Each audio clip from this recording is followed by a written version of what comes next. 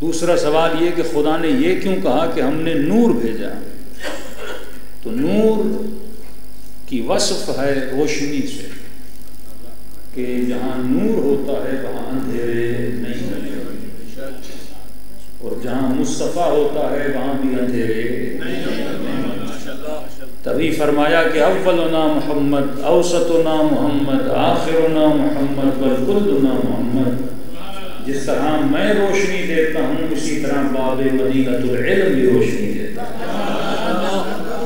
और वस्फ पे रोशनी क्यों है? क्योंकि जहाँ रोशनी होती है वहाँ अंधेरा नहीं होता, रोशनी की खूबी यह है कि ये छुपी हुई चीज़ों को जाहिर कर देती है। तो कहा किताब में हिदायत की सलाहियत है, लेकिन ये किताब तो तब तक पढ़ नहीं सकता जब तक रोशनी न हो।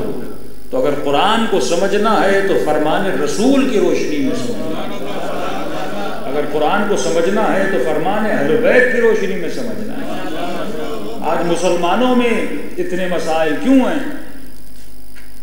क्योंकि कोई कुरान समझने की कोशिश कर रहा है। मिसाल दे रहा हूँ इब्न अब्बास से, कोई कुरान समझने की कोशिश कर रहा है अबू हुरैरा से, कोई कुरान समझने की कोशिश कर रहा है किसी और से। हालांकि नबी ने क्या फरमाया कि अना मदीनतुल इल्म व अलीयुन,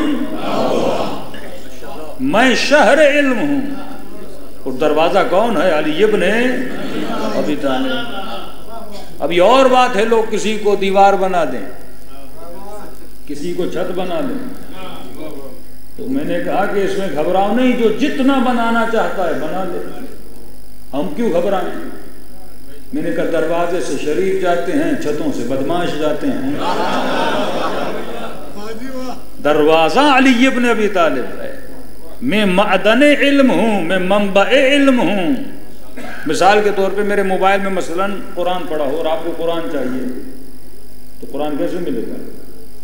क्या आप हाथ से कुरान निकाल सकते हो? नहीं। कुरान निकालने का क्या है, कोई ना कोई जरिया होगा। आपके पास कंप्यूटर है, लैपटॉप है, उसके अंदर मसलन एक किताब है। अब आदमी बोले मुझे किताब चाहिए और लैपटॉप को फेंकता रहे, मारता रहे, किताब निकलेगी? नहीं। किताब निकालने के लिए किसी यूएसबी की जरूरत है, किसी सीडी की जरूरत है। इसी तरह मोबाइल से अगर पिक्चर निकालनी है, फोटो निकालनी है, या ब्लूटूथ करना पड़ेगा या यूएसबी लगानी पड़ेगी, तब जाके वो चीज मोबाइल से निकलेगी। तो फरमाया अगर इल्म मुस्तफा चाहिए तो उस इल्म को ट्रांसफर करने का जरिया एक ही है, जिसका नाम अली इब्न अबी तालिब।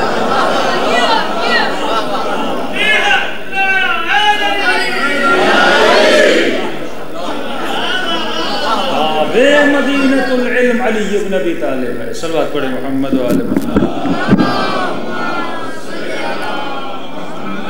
आले मुहम्मद। देखिए, हिदायत उसी बंदे को मिलती है जो साहिबे अक्ल होता है। गधे को तो कभी हिदायत नहीं मिलती ना, क्योंकि साहिबे अक्ल नहीं है। आप गधे को गधा क्यों बोलते हो? नहीं, वो तो गधा ही है, गधा ही बोलोगे ना आप। लेकिन क्यों बोलते हैं ये गधा है? क्योंकि गधे को जितना समझाओ समझता नहीं है। तो मतलब जो इंसान समझने से न समझे वो भी गधा है। और ये मैं नहीं कह रहा, ये कुरान कह रहा है। उलाइका कल अनआम बल हुम अज़ल। या कभी सूरह जुमा में कहे मसलहु कमसलिल हिमार, इनकी मिसाल गधे की तरह है। ये अल्लाह वाली गाली है। और खुदा जब कुछ कहता है वो हकीकत होती है, वो मजाज नहीं होता। है खुदा तू गधा क्यों कह रहा है? क्योंकि गधा किताबों का अंबार उठा के जाता है, लेकिन किताबों से कोई फायदा खुद नहीं लेता। तो उस इंसान की मिसाल इसी तरह है जो अली के साथ रहे, नबी के साथ रहे, महफिल अली में रहे, पर अली से फायदा न ले तो गधे का गधा है।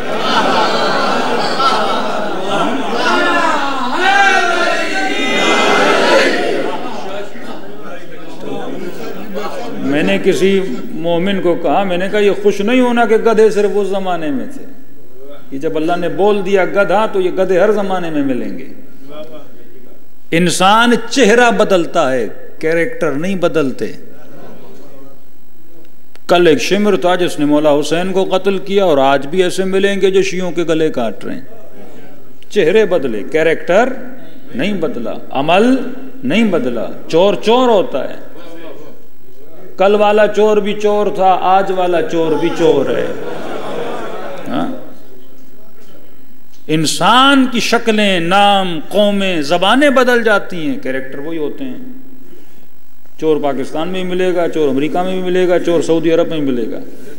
तो जो चोर है वो मस्जिद में भी चोरी करेगा, जो चोर है वो मिंबर पर भी चोरी करेगा।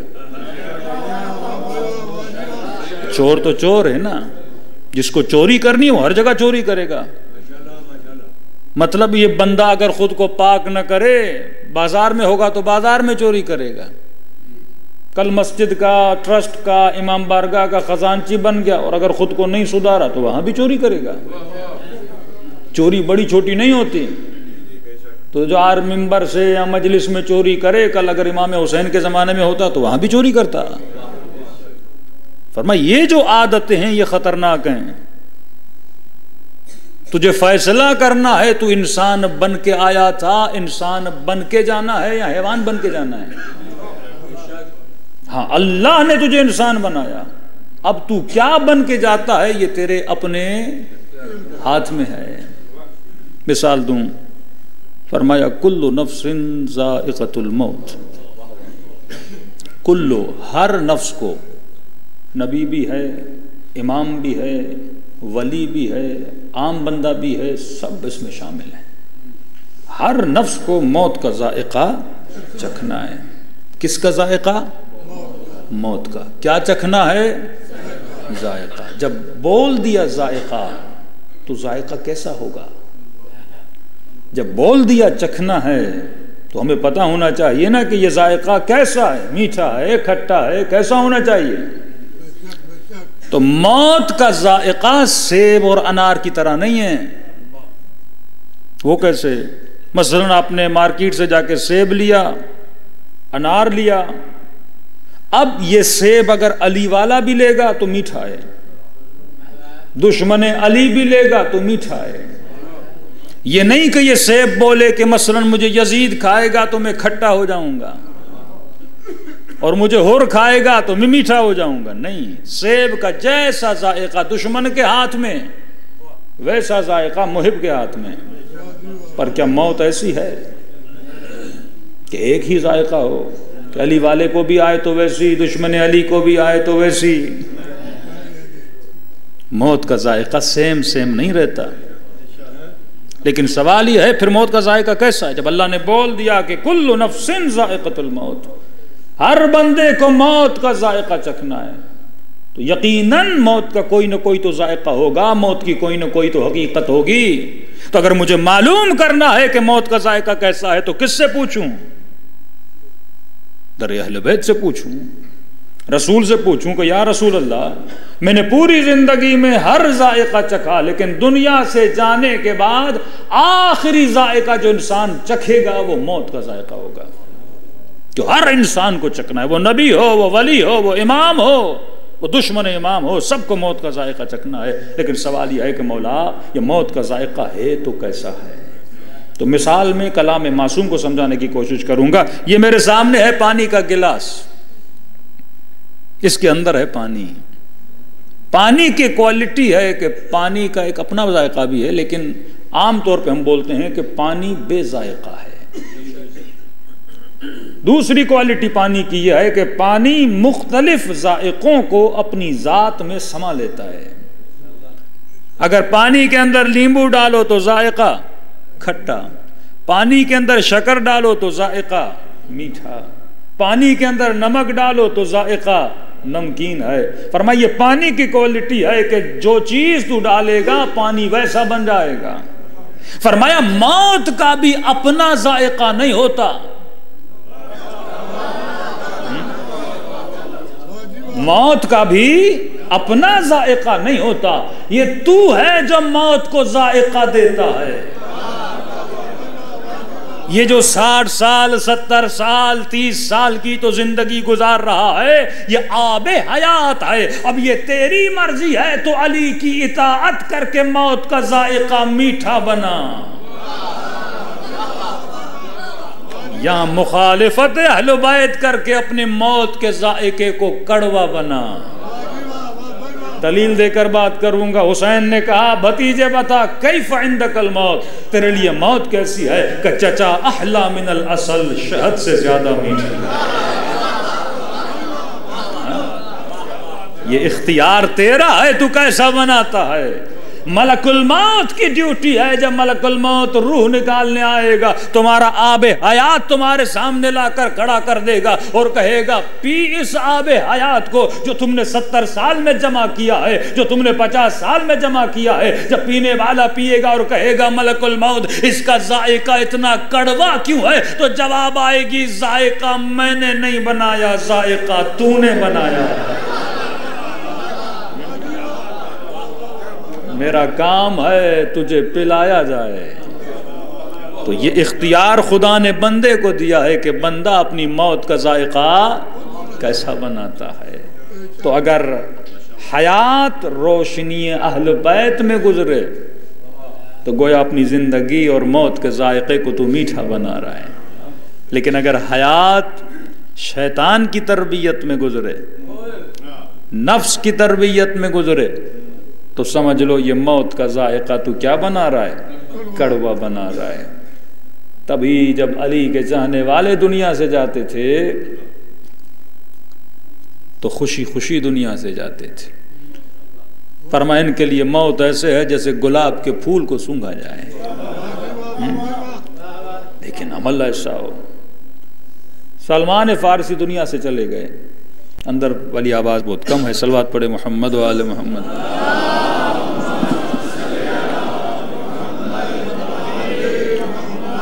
बारह दिगर सलवात पढ़े मोहम्मद व आले मोहम्मद।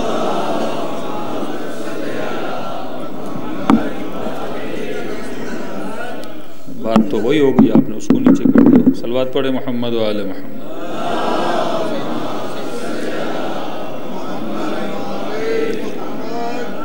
जनाब सलमान के जनाजे पे मौला अली गए और इमाम ने पूछा कि सलमान के लिए कफन का बंदोबस्त किया है। कहाँ या अली, कहाँ से लाए हो? कब बाज़ार से। इमाम ने कहा ये सलमान है, ये बाज़ारी कफन नहीं पहनता। वो और हैं जिनके लिए बाज़ार से कफन लाए जाएं। मौला ने दुआ के लिए हाथों को बुलंद किए। देखने वाले कहते हमने देखा कि आसमान से एक गठड़ी उतरी। अब जरा मुमासिलत देखिएगा कि हसन हुसैन के लिए जिब्राइल कपड़े ला रहे हैं जन्नत से। लाए थे ना दर्जीवन के कपड़े, और कहा कि सलमान मिन्ना अहल बैत, सलमान हम अहल बैत में से है। तो जब अहल बैत के लिए जन्नत से कपड़े आए तो नौकर के लिए भी अर्श इलाही से कफन आ रहा है। जब तुम्हारे अंदर सिफात पैदा हो जाती हैं तो खुदा फिर रहमतों को नाजिल करना शुरू कर देता है। फरमाया अली ने कफन पहनाया। पहनाने के बाद सलमान के कफन पे मौला ने कुछ लिखा, ये सलमान है, ये अली का नौकर है। लेकिन जुमला देखिए मौला क्या लिखते हैं। इमाम फरमाते हैं सलमान जब अल्लाह के हुजूर में तुझे पेश किया जाए तो सलमान अपनी नमाजों पे भरोसा न करना। सलमान जब हुजूर खुदा में तुझे खड़ा किया जाए तो होता है ना, आदमी मरने वाला कहता है मेरी नमाजें इतनी हैं, मेरे रोज़े इतने हैं, दर अली की नौकरी की है, मजलिसें इतनी सुनी, इतनी पढ़ी, ये किया वो किया वो किया वो किया। तो ये जहन में होता है मरते वक्त ये सब कुछ लेकर जा रहा हूँ। तो सलमान जब अल्लाह के हुजूर में खड़े हो जाओ तो अपनी नमाजों पे भरोसा न करना, अपने रोज़ों पे भरोसा न करना, अपने हज पे भरोसा न करना, अपने जिहाद पे भरोसा न करना, हमारे दर की नौकरी पे भरोसा न करना। का सलमान जो कुछ तूने किया वो एहसान नहीं था, वो तेरी ड्यूटी थी। कि खुदा को ये बोले मैं नमाजें पढ़ के, अल्लाह बोलेगा तेरी ड्यूटी थी, तूने पढ़ी, मुझ पे एहसान क्यों कर रहा है? मैं अली का नौकर था और झाड़ू बरदार था, तेरी ड्यूटी थी तो अली का नौकर बने, एहसान क्यों कर रहा है? हाँ? सलमान रोज़ों पे, नमाजों पे, हज पे, इबादत पे, खिदमात पे भरोसा न करना। कहा सलमान जब खुदा की दरबार में जाओ तो उसके करम पे भरोसा करना कि नाए खुदा तू करीम है और करीम के दर से खाली हाथ जाना ऐब है। हमारे सिंध के एक मौलाना थे, एक वाक़या सुनाते थे, कहते थे एक वडेरा था सिंध का, हज़ारों एकड़ ज़मीन थी उसके पास। तो गांव में एक गरीब सा आदमी था, उसकी बीवी मर गई और इसने बीवी के लिए मजलिस का एहतमाम करना चाहा। तो अब का सारा पिंड और गांव आएगा तो 300-400 लोग तो हो जाएंगे। अब 400 लोगों को बुलाना, देगी उतारना और गोश्त वोश खिलाना, और ये खर्चा बहुत है। तो परेशानी का आलम बैठा था, अब करूं तो क्या करूं। तो एक और गांव में बंदा आया जो मिरासी था, इसके पास आया और कहा कि परेशान क्यों हो। इसने कहा कि भाई बीवी के लिए प्रोग्राम रखना है और इतने लोगों को बुलाना है, लेकिन मेरे पास इतना पैसा कहाँ, कम से कम एक बैल तो हो ना जिसे ज़बा करूं और गोश्त वोश बनाऊं और देगें उतारूं, लोगों को खिलाऊं। का परेशान क्यों होता है, गांव का वडेरा जो है इससे ले लेते हैं, हज़ारों एकड़ ज़मीन वाला है। इसने कहा वो किसी को अपनी बकरी ना दे। हाँ? तू बैल की बात कर रहा है, इतना कंजूस आदमी। का तुझे मांगना नहीं आता, मैं मिरासी हूं।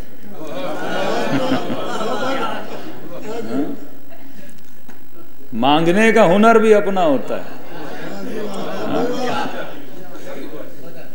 हजारों लोग मौला हुसैन के हरम में जाते हैं, कुछ को मिलता है, कई खाली हाथ आते हैं। हाँ? क्यों? क्योंकि मांगना आना चाहिए। ईरान के नादिर शाह नजफ गए और देखा कई लोग मौला के सहन में बैठे हैं, कोई अंधा, कोई लूला, कोई लंगड़ा, कोई बीमार। दूसरे दिन क्या बैठे हुए हैं, तीसरे दिन क्या बैठे हुए हैं, चौथे दिन क्या। एक दिन इन सबको बुलाया, भाई क्यों बैठे हो अली के हरम में। का शफा लेने आए। कितने दिन हो गए। एक ने कहा 1 महीना, 2 महीना, 15 दिन, 4 हफ्ते। का मैं अंदर जा रहा हूं मौला की ज़ियारत करने, बाहर आऊं, अगर कोई ठीक नहीं हुआ तुम सब की गर्दनें काट दूंगा। एक तो फजूल बंदे इतनी देर से बैठे हुए, दूसरा मौला का भी टाइम जाया कर रहे हो। न काम है न काज है, 24 घंटा यहां पे बैठे हुए हो। सिपाहियों को कहा कि अली के हरम के दरवाजे बंद कर दो, कोई भाग भी ना पाए। नादिर शाह अंदर गया, आधा घंटा 1 घंटा उसने ज़ियारत की और वापस आया और सबको बुलाया। जिसकी आंखें नहीं थी उसे आंखें मिल चुकी थी, जिसकी कमर थी कमर सीधी हो गई। का अब कैसे ठीक हो गए। का अब जब मौत का खौफ आया ना, हमने कहा मौला या तू बचा या ये मार देगा। बंदे को मांगना आना चाहिए। अम्मा युजीबुल मुज़तर रह ज़्यादा। हमारी तस्बीहें भी ऐसे होती हैं, अल्लाह अकबर 120 की स्पीड पे जाते हैं, पता ही नहीं होता बंदा बोल क्या रहा है। नमाजें भी हमारी ऐसी होती हैं। वो कैफियत होनी चाहिए जो जनाबे यूनुस की कैफियत मछली के पेट के अंदर थी। ला इलाहा इल्ला अन सुब्हानक इन्नी कुन्तु मिनज़ ज़ालिमीन। ये कैफियत जब बंदा पैदा करता है और उसको उबूहत को महसूस करता है, फिर खुदा बंदे को अता करता है। हारून रशीद ने बहलूल को कहा, बहलूल मुझसे कुछ मांग। बहलूल ने कहा तू दे नहीं सकता। हारून ने कहा मेरी तौहीन मत कर, 40 से ज्यादा ममालिक हैं जिनका मैं हुक्मरान हूं, दुनिया मेरे दर पे खड़ी रहती है। कहा मांग मुझसे कुछ ना। बहलूल ने कहा चलो पहली चीज यह है मुझे जन्नत दे। हारून ने कहा ये तो मैं दे नहीं सकता, मुझे अपनी जन्नत की गारंटी नहीं, मैं तुझे कैसे दे सकता हूं। जब ये वाक़े पढ़ता हूं तो कभी अक्ल के नाखून खड़े हो जाते हैं कि हारून को भी इतना पता है उसे अपनी जन्नत की गारंटी नहीं, लेकिन आज मिंबर पे आने वाले जन्नतें बांट रहे होते हैं। जन्नत वही बांट सकता है जो सैयदा शबाब अहलुल जन्नत है। का और कुछ मुझसे मांग। बहलूल ने कहा अल्लाह की रजा दिला दे। का ये भी मैं नहीं दिला सकता, मुझे नहीं पता खुदा मुझसे भी राजी है कि नहीं है। फिर बहलूल ने कहा तू दे क्या सकता है जो इतनी बड़ी बड़ी बातें कर रहा है।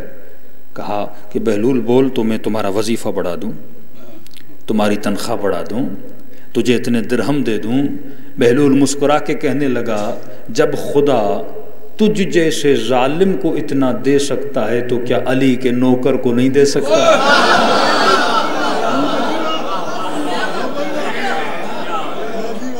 बंदे को मांगना आना चाहिए कि रब की दरबार में मांगा कैसे जाता है। इसने कहा तुझे नहीं पता, मैं मिरासी हूं, मुझे पता है, मिरासी बड़ा अच्छा मांगते हैं। गए वडेरे के पास, वडेरा जमीनों पे खड़ा था। अब इसने देखा वडेरा दूर से खड़ा है और उसकी थोड़ी निगाह इन पे पड़ी कि दो लोग आ रहे हैं। था मिरासी, इसने दूर से बुलंद बुलंद आवाज में वडेरे के दादे की तारीफें करना शुरू कर दी।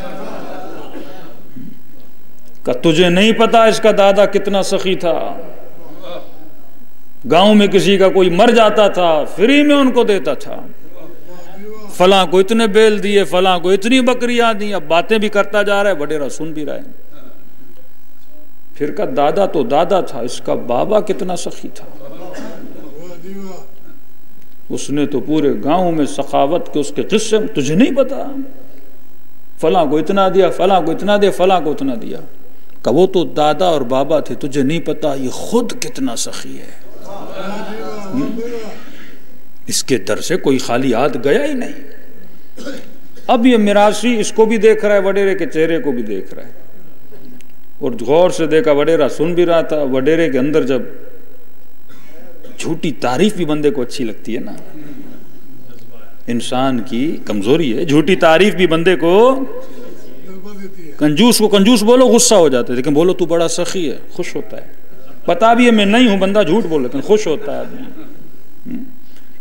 तो किसने जब दादा की तारीफ की, बाबा की तारीफ की, वडेरे की तारीफ की, तो एक मर्तबा देखा वडेरे ने अपनी मूंछों पे हाथ रखा है।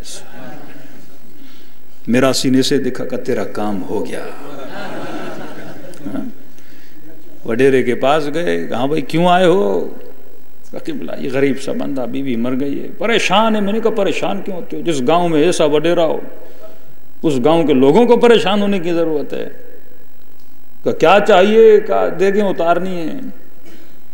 का बेल खड़े हुए, ले जाए कोई, एक बेल यहां से ले जाओ। कहते इन्होंने बेल लिया और चला गया। तो हमारे उस्ताद कहते हैं जब कंजूस की झूठी तारीफ करो तो वो सखी बन जाता है, वो तो है ही सखी।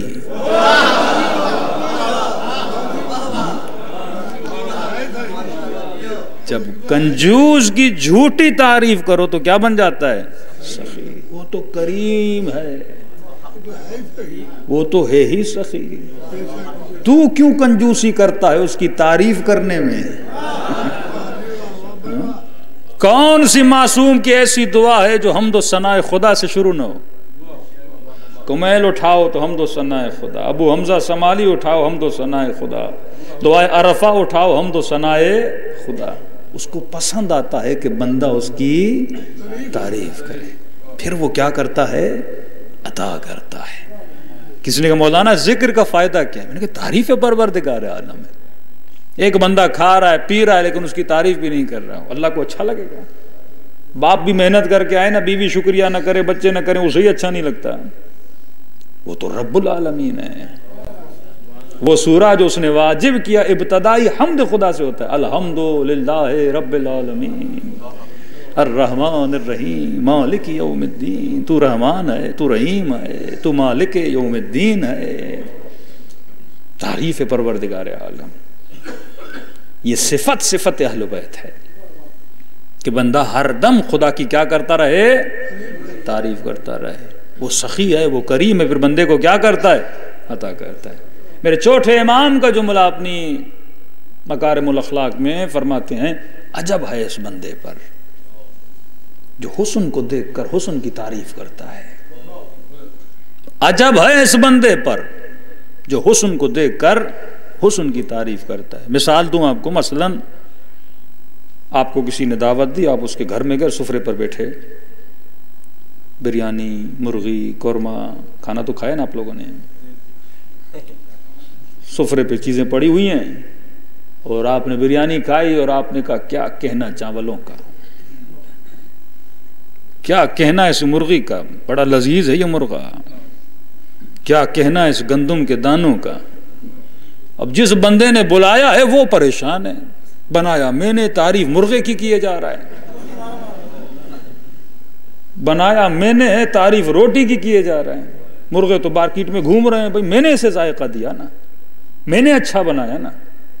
तो इमाम फरमाते हैं अजब है इस बंदे पर, जब दरख्त को देखता है कहते हैं क्या कहना। अंग्रेज इसी तरह करते हैं ना, दरख्त की तारीफ, सितारे की तारीफ, चांद की तारीफ, खिलकत खुदा की तारीफ का। अजीब है, ये दरख्त की तारीफ तो करता है, लेकिन जिसने इस दरख्त को हुस्न अता किया है, बंदा उसकी तारीफ नहीं करता।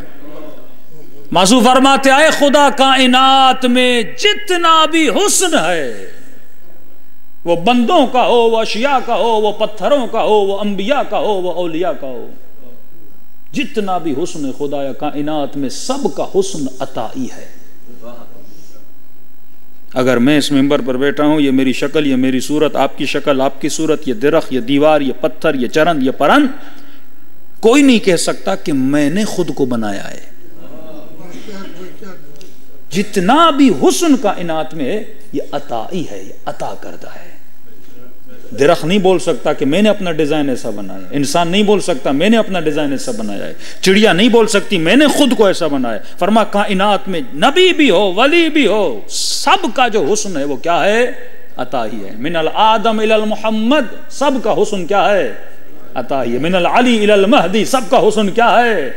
अता ही है। कोई नहीं बोल सकता कि हुस्न मेरा है, मैंने खुद को बनाया है, नहीं, अता करदा है।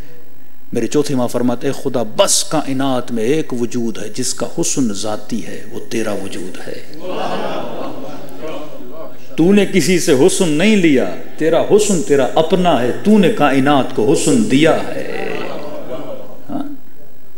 तो अगर कलाम मासूम से खुदा को बंदा समझने की कोशिश करे, कलाम मासूम से मोहब्बत खुदा को पकड़ना चाहे, ये नूर है, ये अंधेरों से आपको निकालता है। बाकी जितने उलूम हैं वो आपको जुल्मतों में डालते हैं। साइंस बताएगी पत्थर का कमाल क्या है, चांद, साइंस आपको अल्लाह तक नहीं पहुंचा रही। ये नादानी है मगरिब के इल्म की कि वो उसी कायनात के हुस्न में गिरफ्तार हैं। ये नहीं सोच रहे अक्लों से कि जिसने हुस्न बनाया मैं उसकी तारीफ क्यों नहीं कर रहा। दिन रात एक तोते की, एक फूल की, एक इंसान के हुस्न पर कसीदे लिखते रहो, शेर लिखते रहो, लेकिन जिसने इसको हसीन बनाया उस तक तो क्यों नहीं पहुंच रहा है। एक और जुमला मेरे मासूम का सुनिए, तमाम तर अकायद मासूम के कलाम से वाज़े हो जाते हैं। आपके छोटे छोटे बच्चों के सवालात मेरे चौथे इमाम ने दिए, लेकिन ये मजलूमियत है कि मैं इस बच्चे को बताता नहीं इसके चौथे इमाम ने क्या कहा। और आज एक अहले सुन्नत का आलिम है, बड़ा बदबख्त, उसने चौथे इमाम की दुआएं, मौला ज़ैनुल आबिदीन की दुआएं, मुसलमानों के एक सहाबी के नाम पे छपवा दी। हम नहीं पढ़ते ना, यानी सहीफे सजा दिया कि कुछ दुआएं उठा के एक अकाबिर असहाब में से उसके नाम से दुआएं मौला की उसने छपवा दी। और वो अहले सुन्नत पढ़ रहे हैं, वो समझ रहे हैं कि बड़ा कितना जलील कदर सहाबी था जिसने इतनी बेहतरीन दुआएं लिखी। चोरी कहां से? अब जब आप बताओगे नहीं लोग चोरी करेंगे, लेकिन जिसको पता है ये इमाम की दुआ है वो फौरन पकड़ देगा ना कि क्यों कलाम मासूम को चोरी कर रहा है। कुछ भी नहीं है जितना कुछ आपको अहले बैत ने दिया है। मैं कहता हूं और कुछ नहीं, एक दुआए कुमैल जो अली ने बताई है किसी सहाबी से लाकर दिखा, एक दुआए मकारिमुल अखलाक, सब दुआएं एक तरफ, एक दुआए अरफा जब मौला ने करबला से जाने से पहले खड़े होकर पढ़ी है। अक्ल इंसान हैरान है, ऐसी फसाहत, ऐसी बलागत कैसे इंसान पढ़ सकता है। इंसान की मेमोरी महदूद होती है, कोई याद भी करे तो महदूद अल्फाज होते हैं। इतना आप इल्म अहले बैत को फैलाएं, लोग आशिके अहले बैत बन जाएंगे। देखिए मैं दो फार्मूले आपको दे रहा हूं। एक फार्मूला तो यह है कि मैं दुश्मन अली को बुरा भला बोलूं, उससे क्या होगा कि 4 लोग उसे मानते हैं, 4 लोग नहीं मानते, जो नहीं मानते वो खुश होंगे, और जो मानते हैं उससे वो मेरे क्या बन जाएंगे? दुश्मन बन जाएंगे। दूसरा ये है मैं दुश्मन अली को डिस्कस ही ना करूं, मैं अली बयान करूं। इसे छोड़ दूं, अली को बयान करूं, इतना बयान करूं, इतना बयान करूं, इतना बयान करूं कि लोगों को ये नजर ही ना आए। हम इसे क्यों इतनी अहमियत देते हैं? ये जो नारे लगे मसलन अली मुआविया भाई भाई, ये साजिशी नारा था। पूरी कौम इस पे लग गई कि नहीं मौला अली अफजल हैं। मद्दे मुकाबिल की कोई औकात है जो अली के सामने आके खड़ा हो जाए? कि हमारी नादानियों की वजह से हमने उसे बड़ा बना दिया। वरना कहां नस्ल बनु मैया और कहां नस्ल अबी तालिब।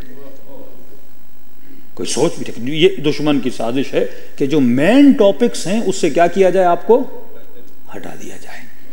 मेन टॉपिक दो हैं जिस पे आपको डिस्कस करनी है। अभी सोशल मीडिया पे उलझाया भी जा रहा है, सब कुछ किया जा रहा है। मेन दो टॉपिक हैं, एक टॉपिक फतक का है, एक टॉपिक खिलाफत का है। कोई अहले सुन्नत आपके पास है, आप झूले निकालते हो, आप घोड़े निकालते हो, आप बोलो ये सारी चीजें छोड़ दो, इसके हम आपको बाद में जवाब देंगे। पहले तू दो बातें मुझे बता, एक सैयदा को हक मिला कि नहीं। ये अगर वो कहता है नहीं मिला, फिर उसे बताओ हक पे कौन था। यहां पे गुटली अटक जाती है। अगर बीबी ने कहा मेरा है, उसने कहा नहीं है, बीबी ने दलीलें दी, तो सवाल ही है सच्चा कौन था।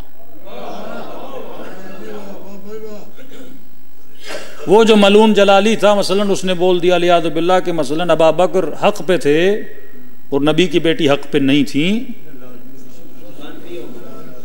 लेकिन कम से कम वो बंदा निफाक से निकला ना, उसने खुद को एक साइड पे खड़ा कर दिया। हम कहते ठीक है, उम्मत भी खुद को एक साइड पे खड़ा करे, मुनाफिकत न दिखाए कि ये भी सही है ये भी सही है। ऐसा तो नहीं है। एक चीज के दो दावेदार हैं, एक बंदा सही हो सकता है, कैसे मुमकिन है दो बंदे सही हो?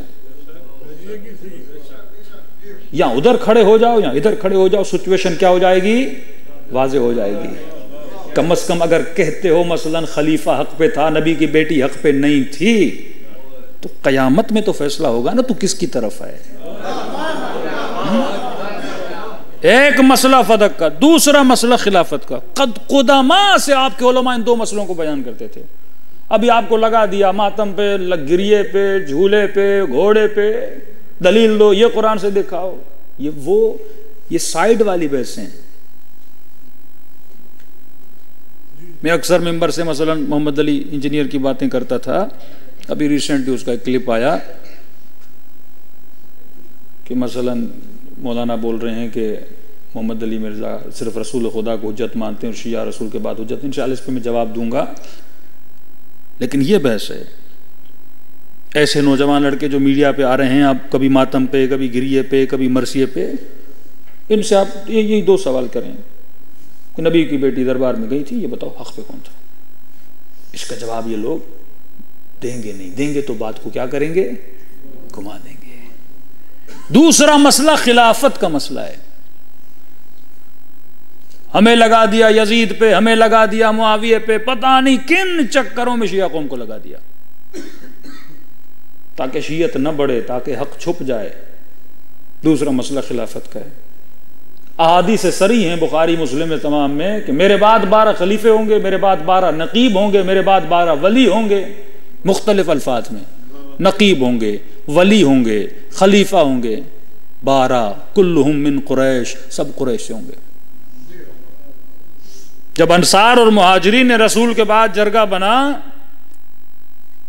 सकीफे में, सकीफा एक समझें कि एक छप्पर था जहां पे लोग जाके बैठते थे बनी साहिदा के। उस छप्पर के नीचे जमा हुए तो सकीफे का नाम पड़ा। उसने कहा मिन्ना अमीर, उन्होंने कहा मिन्ना अमीर, खलीफा हम में से, उन्होंने कहा खलीफा हम में से। तो इन्होंने कहा कि हमारा हक ज्यादा है और कहा कि हम बनेंगे। तो उन्होंने कहा दलील, यही हदीस पढ़ी। रसूल ने कहा था कि मेरे बाद जो खलीफे होंगे कुल्लुहुम मिन कुरैश, ये नहीं कहा 12 होंगे। आधी हदीस पकड़ी जो फायदे की थी। अब सब उम्मत ने सुना हुआ तो नबी इस पे गौर नहीं गया कि 12 होंगे। कहा हम क्योंकि कुरैशी हैं, खलीफा हम में से होगा। बेचारे चुप हो गए मद्दे मुकाबिल वाले, और पहले खलीफे के हाथ पे जल्दी जल्दी से तीन लोगों की बेअत से ही खलीफे बने, सिर्फ 3 लोगों की बेअत। एक खुद थे, एक जनाब उमर थे, कोई और था, इससे ही खलीफा बन गए। कब 12 खलीफे होंगे, 12 नकीब होंगे, 12 वली होंगे, सरीहन इनकी किताबों में लिखा हुआ है। भाई सवाल ये है 12 होंगे तो बताओ, अगर 12 बनु उमय्या से गिनते हैं तो वो 12 तक पहुंचते नहीं है, अगर बनु अब्बास में से बनाते हैं वो 17 से ज्यादा बढ़ जाते हैं, दोनों जगहों पे फंसते हैं। यहां लेकर आते हैं तो ज्यादा से ज्यादा खिलाफत राशिदा को बहुत खींचा तो ये कहते 5 तक ले आते, इमाम हसन के 6 महीने भी मिला देते हैं। तो इस कायनात में कोई 12 नहीं दिखा सकता, अली वाले दिखा सकते हैं। हाँ? ये वो अहादीस हैं, 2 मसले अगर इन पे गुफ्तगू की जाए, बाकी मसले सारे हवाशी के मसाइल हैं, उन पे गुफ्तगू करना ही फजूल है। असासी मसाइल, मसलन मैं यहां पे बैठ के फुरूए दीन पे बहसें करूं, नमाज में ये होना चाहिए, नमाज में ये नहीं होना चाहिए, ये फुरूए दीन के मसाइल हैं, और लोगों को उसूल दीन का पता ही ना हो। फुरू में इशू तभी आते हैं जब आपको उसूल का पता नहीं होता। सिंपल बातें, लेकिन लोगों को समझाना नहीं आता। बता, एक खातून ने फोन किया, मौलाना तकलीद क्या होती है? आज मुझे पता चला है मौलवी साहब ने कहा तकलीद वाजिब है, और का एक और जाकिर आया, उसने कहा नहीं तकलीद नहीं करो, ये पता नहीं कुत्ते के गले का फंदा है, और ये और वो है।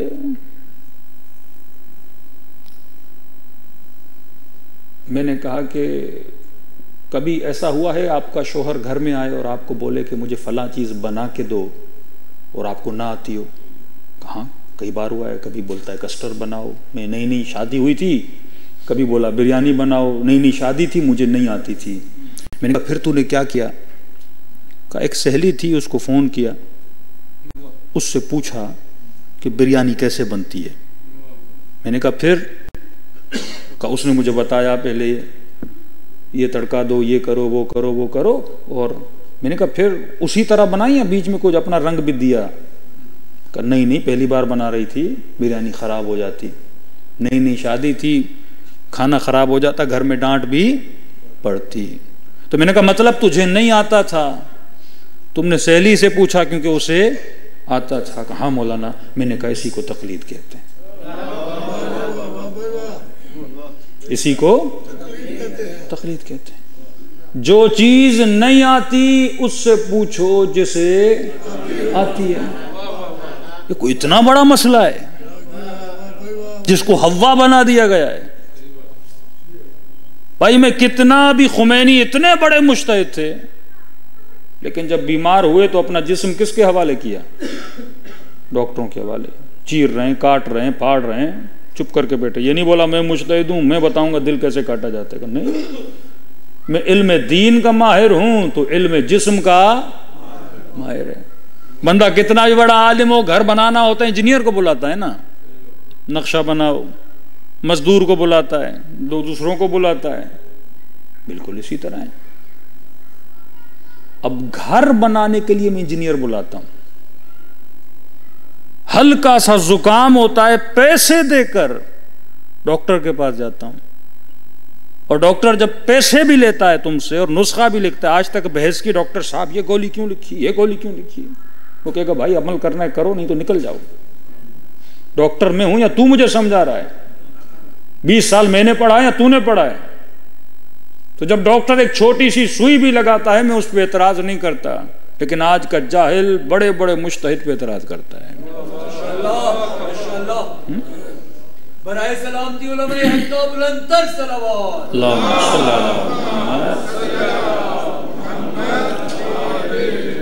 दूसरे का मौलाना मुझे तकलीद नहीं करनी, मैंने कहा ना कर। एक बंदा बीमार होता है, कहता डॉक्टर के पास नहीं जाऊंगा। तो भाई ठीक कैसे होगे?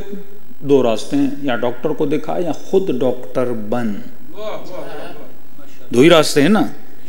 कोई कहता नहीं मौलाना मैं दीन के मसले में किसी से नहीं पूछूंगा, तो या तो खुद आलिम बन जा, 20 साल 25 साल। ये तो एहसान है उलमा का कि वो अपनी 25 साल जिंदगी लगाते हैं ताकि तू जो अपनी जिंदगी में मसरूफ है, खेती बाड़ी में, स्कूलों में, बच्चों में, तुझे वक्त नहीं है, तू दीन को स्टडी करे, वो तुझे खुलासा करके लुकमा बना के देता है। क्यों कदर नहीं है? क्योंकि दीन आपको फ्री में मिल रहा है। डॉक्टर के पास एक सेशन जाओ, 500 से कम कोई डॉक्टर लेता भी नहीं। और कितनी मजलिस इमाम हुसैन की अटेंड करते हो, कोई पैसे लेता है आपसे? फ्री में इल्म दीन मिलता है। 20 साल वो मेहनत करते हैं, लोगों को जाके दीन देते हैं। दूसरा रास्ता ये, या तो खुद आलिम बन जा। अगर कोई बोले मौलाना शरीयत में, हदीस में, भाई शरीयत और हदीस की बात है ही नहीं, ये बात अक्ल की है।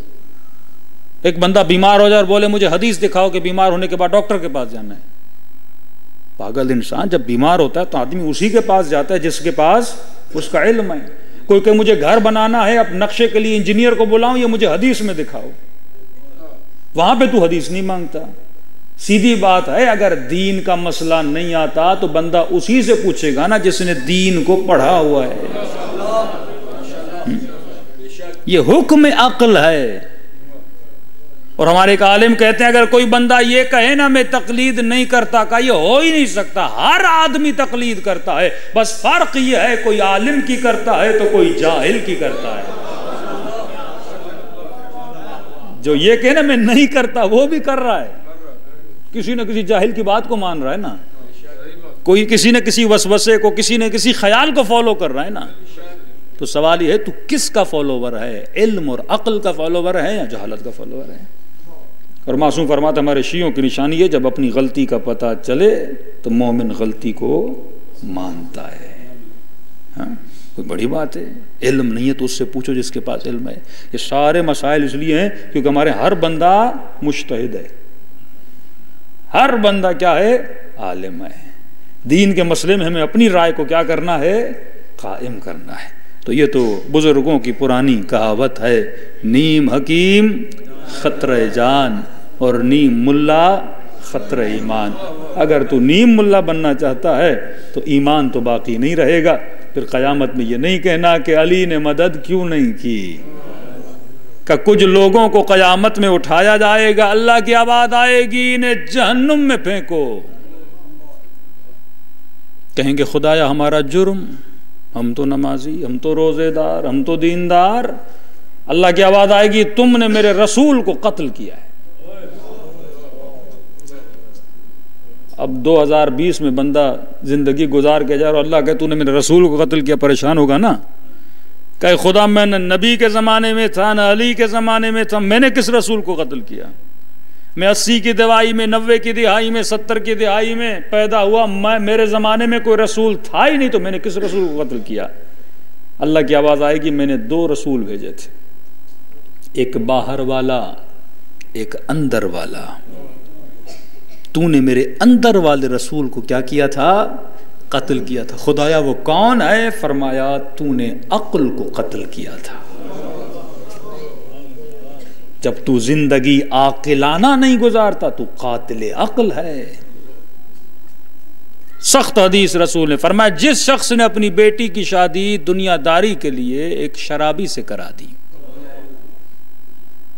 मालदार है, दौलतमंद है, पैसे वाला है, कैरेक्टर नहीं देखा, कमाल है, दौलत है, पैसा है, और बेटी की शादी करा दी, और शादी के बाद नस्लें तबाह हो जाती हैं अगर बाप बेदीन हो। असर होता है वालिदैन का बच्चों पर। का ऐसा शख्स जब मर जाएगा ना, खुदा कहेगा मलाइकों को लिखो इसके नाम अमाल में इसने अपनी बेटी की शादी नहीं कत्ल किया था।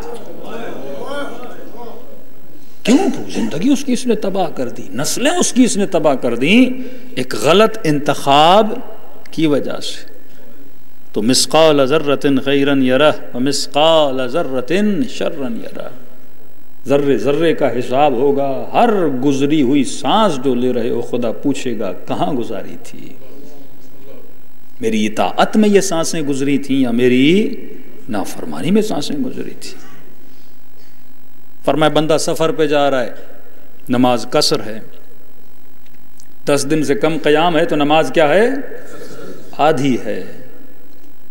का ये रियायत है उन लोगों के लिए जो हलाल के सफर पर हैं। कितनी शरीयत हसास है। यहाँ से लाहौर जा रहे हो अपनी माँ के लिए कपड़े लेने, बच्चे को हॉस्पिटल दिखाने, सफ़र में हो तो नमाज क्या है, आधी है, ये अल्लाह की रियायत है तुम्हें। सफ़र में बंदा 4 रकत को 2 रकत पढ़ ले। लेकिन यहाँ से बंदा चले लाहौर के लिए, खुदा न खास्ता किसी नामहरम से मिलने जाए, हराम की नीयत, कोई नाच गाना वहाँ देखने जाए, कोई गंदी फिल्म सिनेमा में लगी और यहाँ चले वो फिल्म देखने के लिए, वो गाने और आइटम सॉन्ग देखने जाए, यहाँ से कोई नशे की चीज लाहौर से लेने जाए। अब नमाज का वक्त आए, कहे अब मैं कसर पढ़ूं, अल्लाह कहते हैं नहीं, पूरी है, क्योंकि सफर तेरा हराम है। मेरी रियायत उनके लिए है जो हलाल सफर पे जाते हैं। जब दुनिया में हराम सफर पे नमाज में रियायत नहीं, तो आखिरत में तुझे जन्नत कैसे मिल सकती है? या बात याद रखना, अली कभी भी दुश्मन खुदा से मोहब्बत नहीं करते, क्योंकि अली आशिक खुदा है। जो खुदा को तकलीफ दे उससे अहले बैत कभी मोहब्बत नहीं करते। लेकिन हाँ, ये बात भी सच है, जिस तरह डॉक्टर मरीज से नफरत नहीं करता, उसके मरज से नफरत करता है, इसी तरह अहले बैत गुनहगार से नफरत नहीं करते, उसके गुनाह से नफरत करते हैं। जब गुनाह तूने हटा दिया तो महबूबे अहले बैत बन जाता है। तो ये मजालिस सदक़े जारिया है हुसैन इब्न अली का। यानी मैं कभी कभी सोचता हूँ, वाक़अन अगर तशय्युअ में मजालिस न होती तो क्या होता। कि इमाम खुमैनी फरमाते हैं, अगर इस्लाम को किसी चीज़ ने ज़िंदा रखा है वो मुहर्रम और सफ़र ने ज़िंदा रखा है। अगर मुहर्रम और सफ़र को निकाल दिया जाए तो न शियत में कुछ रहेगा, न इस्लाम में कुछ रहेगा। जिस तरह से शैतानी ताकतें, टीवी, मीडिया, सोशल मीडिया, जगह जगह हमारे बच्चों को, जवानों को हर जगह गुमराह किया जा रहा है, वाक़अन ये मजालिस हैं जिन्होंने मकतब अहले बैत को बचा के रखा है। यानी पूरा साल दुश्मन मेहनत करता है, हुसैन के 2 महीने दुश्मन की मेहनतों पे पानी फेर देते हैं। हाँ, ये हरारत है जो खुदा कुलूब मोमिनीन में जगाता है। अब समझो कि वाक़े करबला ने शियत को कितना उठाया है। पूरा खित्ता आप देख लें, कितने पूरे आलम इस्लाम में शिया कितने होंगे? 400 मिलियन। दूसरे कितने? पूरे पाकिस्तान में 10% भी शिया नहीं है। अब बोलते हैं 30%, इतने हैं नहीं हम लोग। 10% से भी ज़्यादा शिया नहीं है। अंदाज़ा आप कैसे लगाएंगे? मसलन किसी मॉल में चले जाएं और बोलें कि भाई जितने शिया हाथ उठाएं, कितने लोग हाथ उठाएंगे? बहुत कम लोग होते हैं। 30%, बहुत 10% भी इस मुल्क में शिया नहीं है। तो पूरी दुनिया में अहले सुन्नत कितने? हद से ज़्यादा। शिया हैं 400 मिलियन, 500 मिलियन। लेकिन इस वक्त अगर जुल्म की आंखों में आंखें मिला के कोई देख रहा है, वो कौन है? इस वक्त अगर इसराइल और अमेरिका किसी से डरता है, वो कौन है? आज तक तस्वुर भी किया है कि अमेरिका बोले मैं बिन सलमान से डरता हूं। ये एक जोक है, एक हंसी की बात है कि इसराइल बोले हम अरबों से डरते हैं। उन अरबों से डरते हैं जो अली वलीउल्लाह वाले हैं। हिजबुल्लाह का नाम सुन के उनकी टांगे कांप जाती हैं। ये तो नेतन्याहू का वो है ना, इंटरव्यू सुनिए ना आप। एंकर कहता है 3 इस्लामी ममालिक का नाम लीजिए जिनसे आपको खतरा है। तो उसने ऑफर दी उसको 3, तो उसने कहा ईरान, ईरान, ईरान। तीनों में से बंदे खुदा ने ईरान का नाम लिया। इतने इस्लामी मुल्क हैं सिर्फ ईरान से। उनको पता है क्योंकि हर बंदा बिक सकता है पर अली वाला कभी नहीं बिकता। ये दर्स करबला का है, खौफ बस खुदा का है। ये दर्स करबला का है, ये खौफ बस खुदा का है। सल्लल्लाहु अलैहि मोहम्मद व आले मोहम्मद।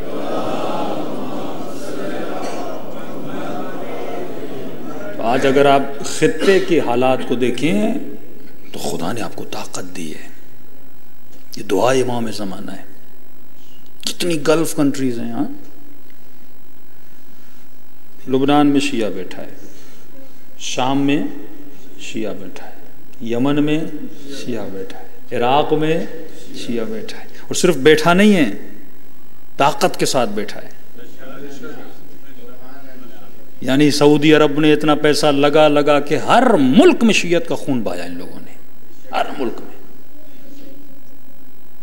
और आज उनकी टांगें कांप रही हैं क्योंकि उनके हमसाए में मुजाहिद किस्म के शिया बैठे हैं। और जब अमेरिका के वजीर खारजा जॉन केरी ने सऊदी अरब के वजीर खारजा को टेबल पे बिठा के उसे डांटा, कहा हमने तुझे एक टैंक दिया है जिसकी कीमत मिलियंस ऑफ डॉलर में तुम्हारी एक टैंक की कीमत, सबसे अपडेटेड टैंक हमने तुम्हें दिए। का तुम्हें शर्म नहीं आती फटे हुए जूते पहनकर, सोवियत यूनियन जमाने की क्लेशनकोफ उनके गलों में, ये फटे हुए जूते पहन के आते हैं और तुम्हारे सिपाहियों से टैंक छीन के चले जाते हैं। का तुम्हें शर्म नहीं आती? दुनिया की ताकतवर तरीन अफवाज आलम ने इनका साथ दिया। अमेरिका साथ, इसराइल साथ, यूके साथ, आपका ex chief of army staff इनके पास गया, सब लोग उनके पास। 34 ममालिक का एतलाफ, गल्फ के सारे कंट्रीज मिलके जहाज वहाज। क्या गुनाह है बेचारे यमनियों का? क्या मुसलमान नहीं है? क्या कलमा गो नहीं है? क्या नबी के मानने वाले नहीं हैं?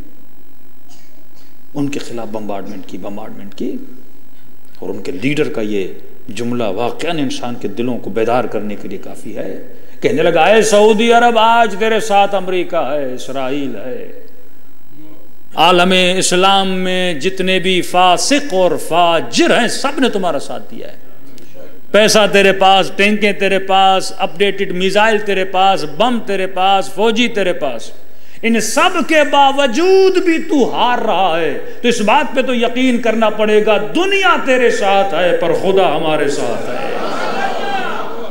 नारे तकबीर, नारे रिसालत, नारे हैदरी। आज खित्ते में आपकी ताकत है, पूरा खित्ता आपके कंट्रोल में है। आपसे मुराद शियायान अहले बैत के कंट्रोल में। अब वो शिया चाहे 12 इमामी हो या 4 इमामी हो, अब 6 इमामी शिया हो या वो हो, वो लादीन है, बेदीन लोग हैं, आगा खानी दूसरे, कोई जज्बे जिहाद नहीं है उनमें। ज़ैदी शियों की खूबी है कि ज़ैदी शिया इमाम ही उसे मानते हैं जो क़ियाम करे। हज़रत इमाम ज़ैनुल आबिदीन को जनाब ज़ैद को इमाम मानते हैं लोग, मोहम्मद बाक़र वज़ा फ़साद को नहीं मानते।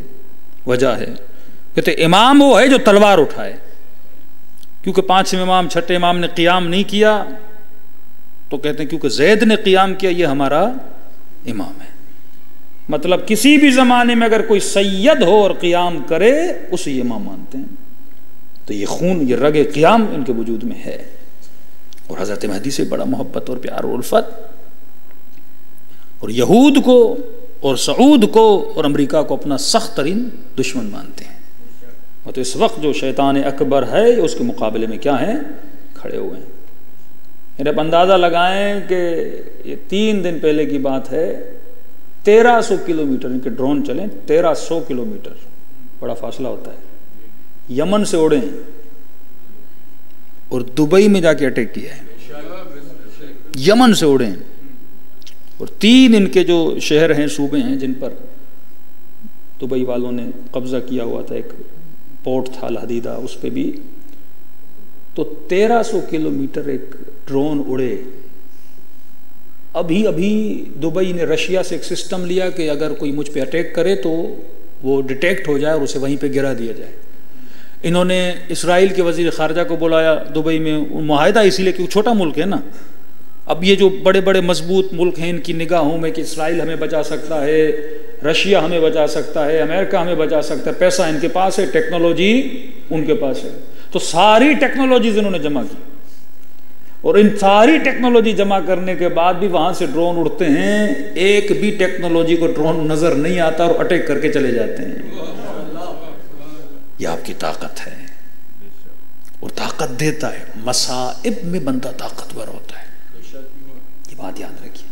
तकलीफ में बंदा क्या होता है, मजबूत होता है, हार्ड होता है।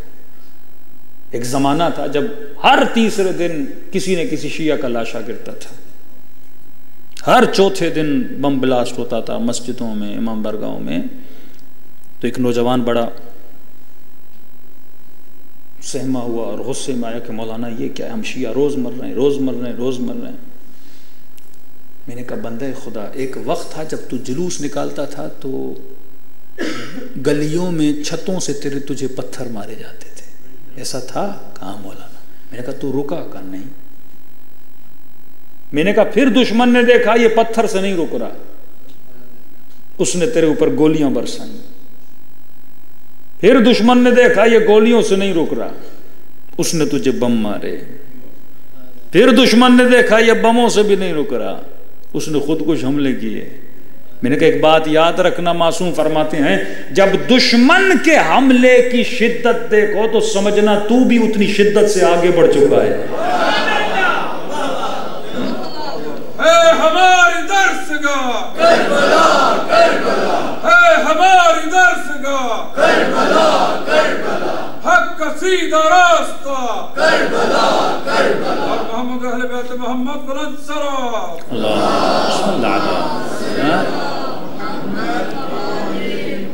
असल ये है, ये जो निज़ाम इलाही है, मैं उस निज़ाम इलाही में कहाँ खड़ा हूँ। पहली सीढ़ी तो इंसान खुद को नेक करे, साले करे, लेकिन उसके बाद मुझे उस निज़ाम की क्या करनी है, मदद करनी है। मसलन ये मस्जिद बन रही है, किसके लिए? अल्लाह के लिए। अब एक आदमी सीमेंट देता है, एक ईंट देता है, एक रंग देता है, एक कहता है मैं कुछ नहीं दे सकता, मैं झाड़ू दे रहा हूँ। मकसद क़यामत के दिन अल्लाह कहेगा कि तूने मेरे निज़ाम में थोड़ा थोड़ा क्या डाला था, हिस्सा डाला था।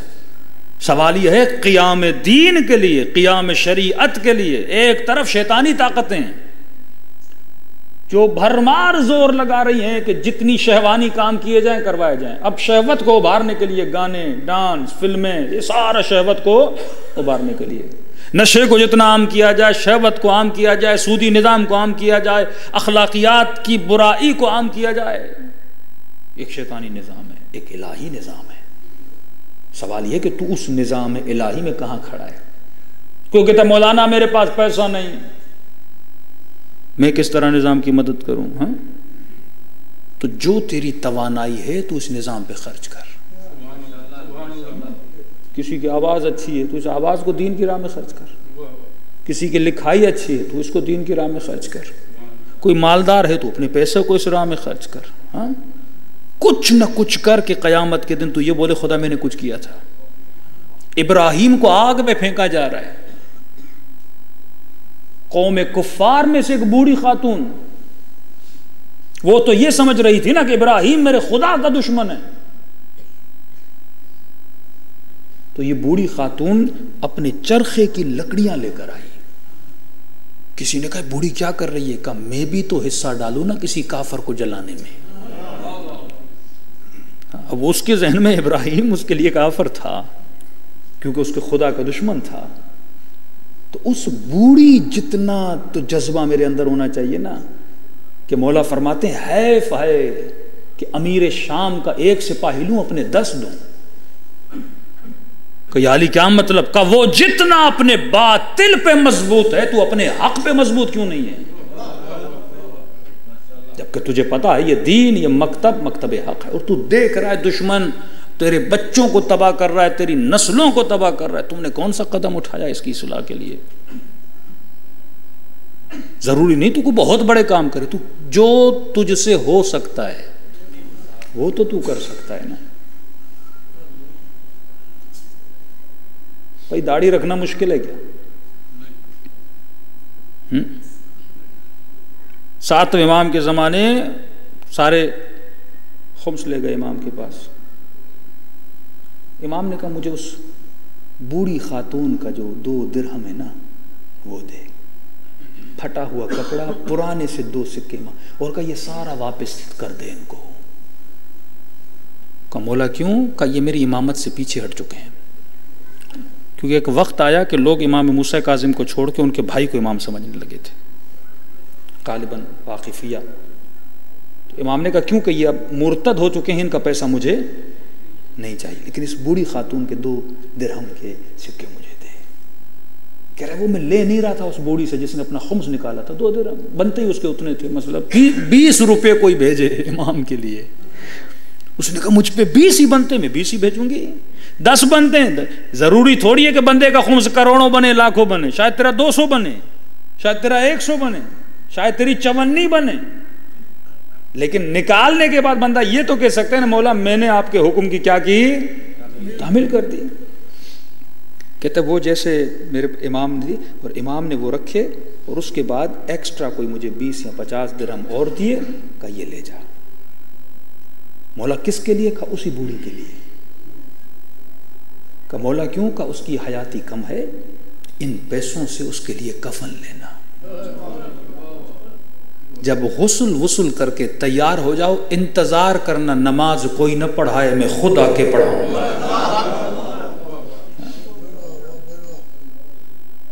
बूढ़ी खातून मेरे मौला के पास आती है, कहते मौला बीमार हो गई हूं। इस्लाम कहते शराब न पियो हराम है, लेकिन हकीम ने कहा शराब पियो तस्कीन हो जाएगी। मौला क्या करूं? हकीम सही कह रहा है, उसकी बात पे अमल करूं? इमाम कहते हाँ हकीम सही कह रहा है, अगर पियोगी ठीक हो जाओगी। का मौला आप क्या कहते हैं? गौर कीजिएगा जुमले पे। कोई और होता ना, इमाम कहते हकीम सही कह रहा, पियोगे ठीक हो, वो सुन के चला जाता। कहते इमाम ने बोल दिया, हकीम बोल रहा है। इसने कहा नहीं, मंजिलत ऊपर वाली थी। का मौला आप क्या कहते हैं? का ठीक तो हो जाओगी लेकिन मुझे पसंद नहीं। ठीक तो हो जाओगी पर मुझे पसंद नहीं। कहने लगी मौला अगर आपको पसंद नहीं, मर जाऊं, पीऊंगी नहीं। इस बूढ़ी ने इमाम को एक मिसाल दी। इमाम ने कहा इतना है ईमान मुझ पे, इतनी इताअत है मेरी। कहने लगी मौला एक बाग से, एक ही दरख्त से एक सेब अगर लाऊं ना आपके सामने, और उस सेब के आप 2 टुकड़े कर दो, एक ही सेब, एक ही दरख्त का, उस सेब के आप 2 टुकड़े कर दें, मुझे बोले ना आधा हलाल है आधा हराम है, ये वाला खाऊंगी, इसे फेंक दूंगी। तशखीस आपकी है, आप बोलेंगे तो हाँ है, आप बोलेंगे तो ना। ये है वसत निमूद, ये है शिया।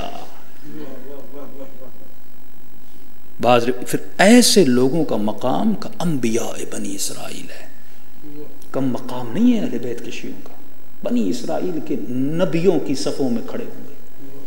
सलमान को कम नहीं समझो, मैं समेत तमार को कम नहीं समझो। ये मकतब बंदे के वजूद में इताअत पैदा करते। और आंखें खोलोगे तो पता चलेगा कि इमाम ज़माना ने शीयत की कितनी मदद की है। पूरी तरफ दुनिया का निज़ाम है, लेकिन एक तरफ शियाने अहले बैत। दाइश को आप मजाक समझते हो? रोडों पे चलते फिरते कितने लोगों, एक दिन में मूसल की यूनिवर्सिटी में 400 नौजवानों के गले काटे। यानी वो दाइश का बंदा जो जिंदा जिंदा उर्दून के पायलट को जला रहा है, जो जंजीरें बांध के भेड़ और बकरियों की तरह लोगों की गर्दनें काट रहे हैं, जिंदा जला रहा है। कोई बोले ना शिमर कैसा था, मैंने कहा ये देख लो। अब तसव्वुर करो, जो अली के शिया को, हुसैन के शिया को ऐसे मार रहा है, अगर इस बंदे को हुसैन मिल जाए क्या करेगा? ये वो नफरत है इनके दिलों में अहले बैत अलैहिस्सलातु वस्सलाम की और उनके मानने वालों की। यही तो लश्कर सुफियानी है जो कूफे और इराक की गलियों को खून से रंगी कर देगा। लेकिन इन तमाम के बावजूद खुदा ने फतह दी कि नहीं दी? उर्दून का पैसा, तुर्की में ट्रेनिंग, सऊदी अरब का माल दौलत, जहाज आते थे अमेरिकन के और मॉडर्न तरीन असले फेंक के जमीन पे चले जाते थे। पूरा जोर लगाने के बाद भी सैयदा ज़ैनब के रोजे पे कब्जा नहीं कर सके। सीरिया की दीवारों पे शियों ने लिख दिया कि बीबी ज़ैनब जो कूफियों ने किया था अब वो हम करने नहीं देंगे। एक बार अली की बेटी कैदी हुई, अब शिया कैदी बनने नहीं देंगे। नहनु अब्बासुक, हम तेरे अब्बास हैं। साबित किया इस अली वालों ने, अहले बैत के जानने वालों ने। आज शिया इतना मजबूत है। कल कूफे का बराए नाम जो खुद को शिया बोलता था, 20 किलोमीटर के फासले पे इमाम का गला काटा गया और वो बैठा रहा। लेकिन आज का शिया इतना मजबूत है, इमाम तो दूर, हम कहते हैं तू मासूम की जरी को हाथ भी लगा के दिखा। ये आपकी मजबूती है। मतलब ये सबूत दे रहे हैं कि इमाम ज़माना, जब हम आपकी पुप्पी ज़ैनब की जरी के लिए अपनी जान दे सकते हैं, तो आप आओगे, हम आपके लिए भी सब कुछ कर सकते हैं। लब्बैक या मेहदी, लब्बैक या मेहदी, लब्बैक या मेहदी, लब्बैक या मेहदी, लब्बैक या मेहदी। सल्लल्लाहु अलैहि मुहम्मद व अलैहि खुलासा कलाम। जो कौमें साबित करती हैं, इमाम ज़माना उनकी क्या करता है? मदद करता है। ईरानी कौम ने 8 साल, अपने 15-13 साल से लेके ऊपर चले जाएं, अपने बच्चों को कुर्बान किया। एक एक घर में एक माँ ने अपने 5 बच्चे कुर्बान किए। मजाक नहीं है ये बात। शीर खार बच्चे सीने से लगते थे। किसके कहने पे? इमाम ज़माना के कहने पे, खुमैनी के कहने पे। मतलब मौला को पैगाम दे रहे थे, मौला जब आपके नुमाइंदे की हमारे वजूद में इतनी इताअत है और इतनी कुर्बानी है, तो हम सबूत दे रहे हैं, जब आप आओगे तो हम आपके लिए क्या कुछ नहीं करेंगे। सबूत देना पड़ता है अपने मौला को। कूफे वालों को ट्रायल था मुस्लिम इब्न अकील कूफे वालों के लिए। इमाम ने कहा अगर मुस्लिम की इताअत है तो हुसैन की भी है। मुस्लिम मासूम नहीं है, गैर मासूम है, लेकिन रजुल फकीह है, जो मुस्लिम का है वो हुसैन का फरमान है। अगर तू मुस्लिम की इताअत में है तो हुसैन की इताअत में है। आज तू अपने गांव की छोटी सी मस्जिद के अगर मौलवी की इताअत नहीं कर सकता, तो इमाम ज़माना कभी इताअत नहीं कर सकता। ये अज़हर मिन शम्स है। आज अपने घरों में पड़े हुए कुरान की तो इताअत नहीं कर सकता, इमाम ज़माना की इताअत नहीं कर सकता। फिर हम में और कौमें मूसा के मानने वालों में, मूसा तेरी नहीं मानेंगे, खुदा आए तो, खुदा देखें तो। अल्लाह ने कहा लन तरानी, मूसा की इताअत है तो मेरी है। मैं तुम्हारी ख्वाहिशों के मुताबिक उतर के नहीं आ, तुम्हारा ज़र्फ ही नहीं है कि तुम खुदा को देख सको। और साबित किया, जब तजल्ली दिखा के सारे जल के राख हो गए, कि जब तू मेरी तजल्ली को बर्दाश्त नहीं कर सकता, तो खुदा को कैसे बर्दाश्त करेगा। तो वजूद के ज़र्फ़ को बढ़ाना पड़ता है, तब इमाम ज़माना ज़हूर करते हैं। अभी हमारे ज़र्फ़ बहुत छोटे हैं। ये इताअत करते करते ज़र्फ़ क्या हो जाते हैं? बड़े हो जाते हैं। फिर इन क़ुलूब पे इमाम ज़माना अपना नूर नाजिल भी करते हैं और ऐसे लोगों को अपनी ज़ियारत भी कराते हैं। तो एक तरफ तो शुक्र खुदा है कि खुदा ने अल्हम्दुलिल्लाह अहले बैत के चाहने वालों को इज़्ज़त से नवाजा है। आज दुनिया के किसी मुल्क में चले जाएं, किसी मुसलमान के साथ बैठें, आप आंखों में आंखें मिला के बोल सकते हो कि हम शिया तो जलील नहीं हैं, तेरे हुक्मरान जलील हैं, जो अमेरिका के सामने, इसराइल के सामने, मुख्तलिफ दुनिया के नजिस लोगों के सामने झुकते हैं। लेकिन अल्हम्दुलिल्लाह न कल हमारा इमाम झुका था, न आज शिया झुके हैं। ये इज़्ज़त अल्लाह ने आपको दी है ना। पूरा इसराइल 20,000 शियों से डरता है, हिज़्बुल्लाह लबनान से। ये ताकत परवरदिगार आलम ने आपको दी है ना। आज इस्लाम का नारा और तौहीद का अलम उठाने वाले कहाँ गई उनकी दीनदारी, कहाँ गया उनका इस्लाम। आज उसी सऊदी अरब में नाच गाना सब कुछ हो रहा है। तो कुरान की आयत को समझना, मासूम फरमाते हैं कभी कभी बातिल झाग की तरह उभर आता है। सर्फ है ना, उसकी झाग देखिए ना आपने, झाग कहते हैं झाग बातिल है लेकिन नजर आता है। पानी क्या हो जाता है? छुप जाता है। ये बातिल इतना खुद को फैलाता है, दुनिया को पानी नजर नहीं आता, अहले बैत नजर नहीं आते, लेकिन अल्लाह कहता है ये झाग है, कितनी देर रहेगी? एक दिन झाग खत्म हो जाएगी और पानी जाहिर हो जाएगा। वो दिन दूर नहीं कि जालिमों की झाग खत्म हो और फर्जंद ज़हरा हकीकत की तरह जाहिर हो जाएंगे। तू हकीकत का मानने वाला है, तो हकीकत के मानने वाले कमज़ोर नहीं होते। एक हाथ में कुरान, दूसरे हाथ में दामने अहले बैत। दिलों को करबला ले जाएं। दो जुमले मुसीबत अहले बैत के, ताकि दिल भी नूरानी हो जाएं और खुदा इन आंसुओं के सदक़े में हमें ऐसा बनाए जैसा हमारा इमाम ज़माना में देखना चाहते हैं। अस्सलामु अलल हुसैन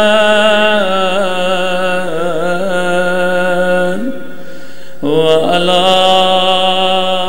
अली इब्न हुसैन व अला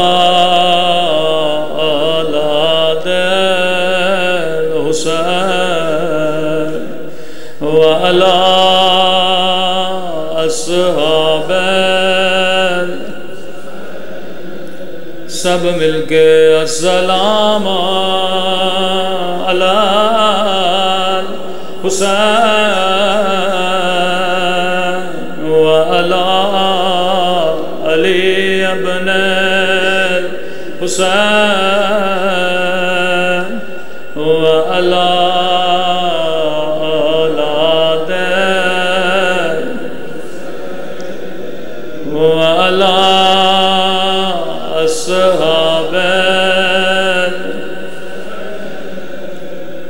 मेरा सलाम हो करबला की यतीम बच्ची पे।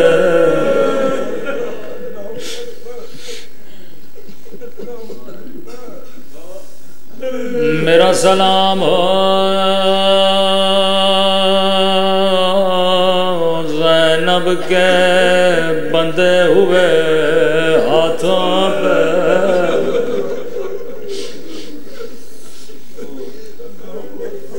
रो रो के कहती थी पत्थर मारने हैं मारो, लेकिन मेरे हुसैन को बागी न कहो। मेरा हुसैन नमाजी है। सिर्फ मुसलमानों ने पत्थर नहीं मारे, बड़ा जुल्म हुआ अली की बेटी पर। अल्लाह आपको कब्र सैयदा ज़ैनब की ज़ियारत नसीब कराए। बड़ा सुकून है बीबी के हरम में।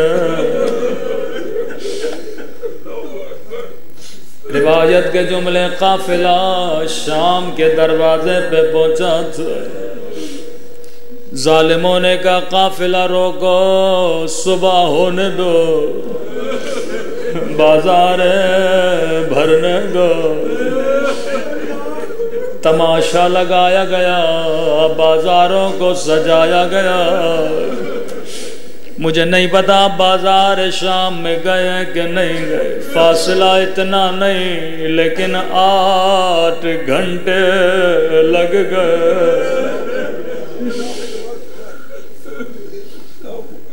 कहते हैं सुबह हुई, अभी काफिला चलने वाला था, एक यहूदी दौड़ता हुआ आया।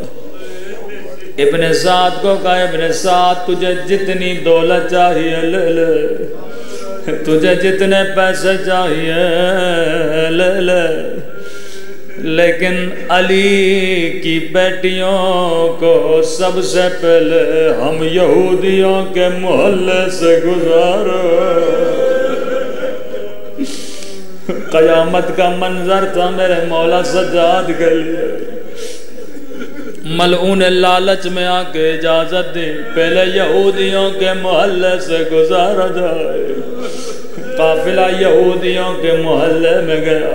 ये यहूदी दौड़ता हुआ अपने मोहल्ले में गया, आवाज दे के कहने लगा ऐ यहूदी मर्दो, ऐ यहूदी औरतों, जिसके बाप दादा को अली ने मारा है, जिसे अली से बदला लेना है, आ जाओ मैं अली की बेटियों को कैदी बना के लाया।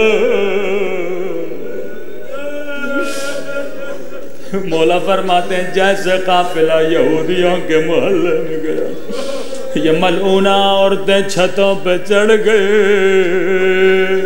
झोलियों को पत्थरों से भर लिया। जैसे काफिला यहूदियों के मोहल्ले में आया, एक यहूदी मलूना औरत ने पत्थर लिया, कहती है मैं अली के बेटे को मारूंगी। कई कटी हुई गर्दनें थी, खूली की तरफ इशारा करती है, बता अली के बेटे का सर कहाँ है? मैं नहीं चाहती मेरा पत्थर किसी और को लगे। रावी कहता मलूना ने सोने का हार उतारा, खूली के कदमों में फेंका, कहती है हुसैन का सर मेरे करीब लेकर आ। रावी कहता या सर करीब आया, मलूना ने हाथ उठाया, या हाथ नीचे आया, हुसैन के सर से खून जारी हुआ।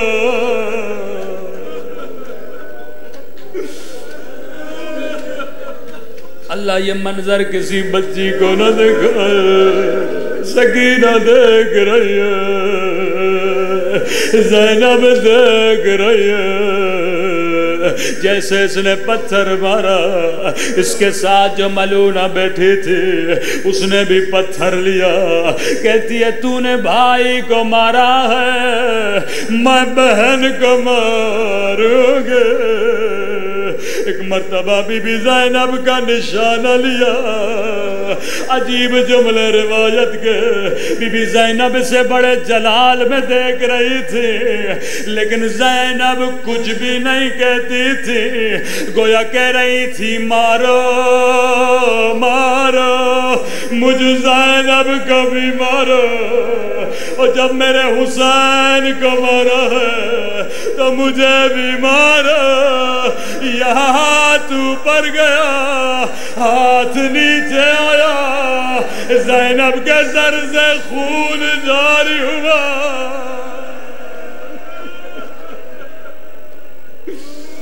बोलो सजाद की फरियाद बुलंद हुए, वाह हुसैन वाह ज़ैनब।